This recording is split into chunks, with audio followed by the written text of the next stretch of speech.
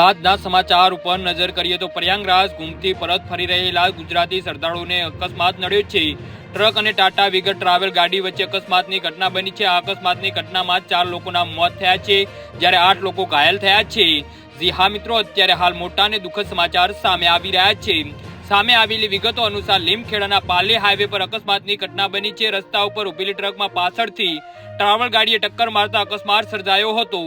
અંકલેશ્વર ધોળકા સહિતના પરિવારના સભ્યોને અકસ્માતનો ભોગ બન્યા છે। હાલમાં ઘાયલોને સારવાર માટે દાહોદ સિવિલ હોસ્પિટલ ખસેડાયા છે, જ્યારે મૃતદેહને લીમખેડા લઈ જવામાં આવ્યા છે।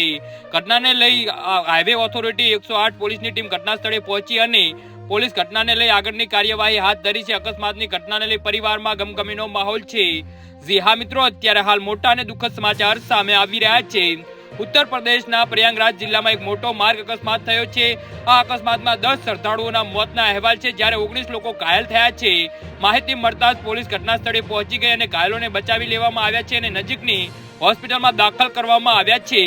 જી હા મિત્રો, તો આના વિશે તમારું શું કહેવું છે તો નીચે મારી કોમેન્ટ બોક્સમાં જરૂરથી જણાવજો અને મારી યુટ્યુબ ચેનલને સબસ્ક્રાઇબ કરવાની ભૂલતા નહીં। વિડીયો પૂરો જોવા બદલ તમારો ખૂબ ખૂબ આભાર।